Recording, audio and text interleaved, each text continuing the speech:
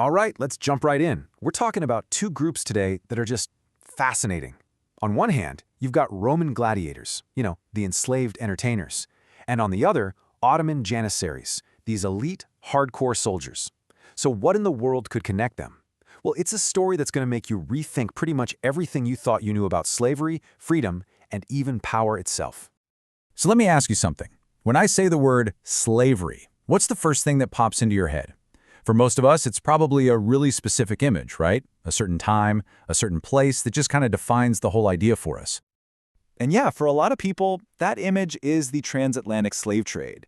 And that makes total sense. I mean, it was a horrifically brutal system on a scale that's hard to even wrap your head around, and it absolutely shaped the world we live in today. It's the chapter of the story that we're most familiar with. But, and this is a big but, that's just one chapter. The full story is so much bigger. Because you see, slavery wasn't just one thing that happened in one place. No, it's this global phenomenon that's popped up in pretty much every major civilization you can think of, all throughout history. So let's do that. Let's zoom out a bit and look beyond the Atlantic, just to get a feel for how incredibly widespread this really was.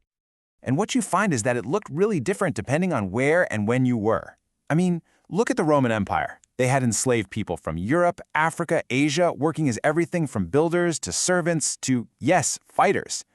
Then you've got the Barbary pirates, who, get this, captured over 1 million Europeans for the slave trade between the 1500s and 1800s. And in the Ottoman Empire, they had this whole system for taking Christian boys and turning them into the Sultan's personal elite soldiers. Wildly different, right? And it's those last two, the Roman fighters and the Ottoman soldiers, that we're really going to dig into today. Because their stories, when you put them side by side, show just how blurry and complicated that line between slave and soldier could get. Okay, first up, ancient Rome. Let's talk about the life of a gladiator, a life that was both brutal and, weirdly enough, celebrated. So, what was a gladiator, really? Well, at the end of the day, a gladiator was property. An enslaved person, or a captive, who was forced to fight, often to the death, all for the entertainment of a crowd. They were mostly prisoners of war. Their entire existence boiled down to being a bloody spectacle in an arena, like the Colosseum. And who was pulling the strings? A guy called a lanista. Think of him as the manager, the trainer, and the owner all rolled into one. He's the one who bought the gladiators, trained them, and then leased them out to the games to make a profit. His whole business model was literally built on the blood, sweat, and skill of the men he owned. I mean, it sounds completely hopeless, doesn't it? A life of constant violence where you're just a piece of property. But was there ever a way out? Could a gladiator ever actually be free? Well, believe it or not, yes, there was a path. It was called manumission, which is just the official term for freeing a slave. If a gladiator was good, I mean really good, and survived long enough to become a superstar, a crowd favorite, they could actually be granted their freedom. It was a long shot, for sure. And when they were freed, they'd be given a rudis, a wooden sword. This wasn't for fighting. It was a symbol. It meant your fighting days were over. You were a free man. All right, now let's switch gears. We're going to leave Rome behind and travel forward in time to the Ottoman Empire. Because here we find a totally different kind of enslaved soldier, the Janissary. And their story starts with a system called deduvshirme. And this is pretty chilling. It was basically a human tax. Ottoman officials would go into Christian communities in Eastern Europe and forcibly take young boys from their families to serve the empire. Let's be clear, this wasn't a draft. It was a systematic, state-run abduction. And to really get a sense of how brutal this could be, look at the city of Novoberdo. The Sultan had actually promised the people there that their children would be safe, that he wouldn't enslave them. Yeah, that promise? It was broken. We actually have a first-hand account from one of the boys who was taken. He said, "Having caught and bound us, they beat us and tortured us and dragged us behind horses.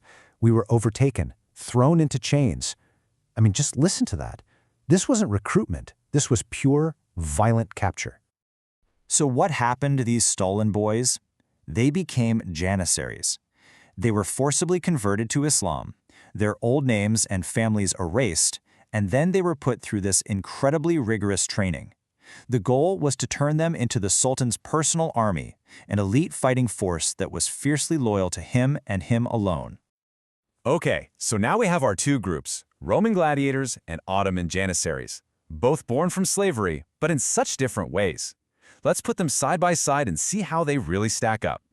First off, how did they become enslaved? For gladiators, it was usually as adults.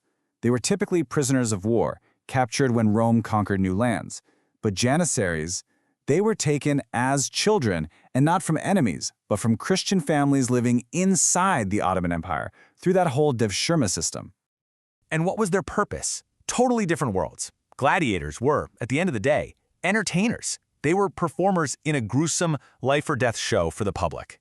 Janissaries? No, they were the elite military. They weren't a spectacle, they were the very heart of the Sultan's army, the most powerful weapon the empire had. Okay, and what about their best-case scenario, the ultimate prize? Again, a huge difference. For a gladiator, the dream was freedom, simple as that. Manumission, a complete release from being property.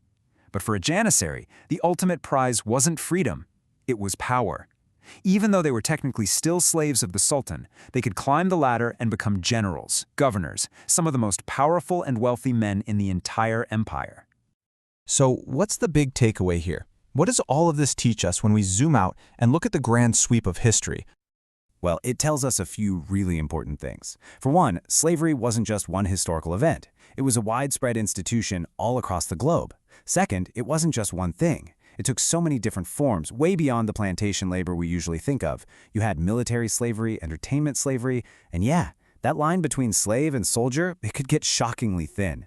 And maybe most importantly, this history shows us that people from every ethnicity, every background, have been on both sides of this equation, as both the perpetrators and the victims. So the real story of slavery is just way more complex, more global and more deeply tangled up in human history than we often give it credit for. It really challenges the simple definitions we try to put on it. And all of this leaves us with one last big question to chew on. If soldiers can be slaves, and slaves can become some of the most powerful people in the world, what does that really teach us about the nature of freedom and power? What do those words even mean? Something to think about.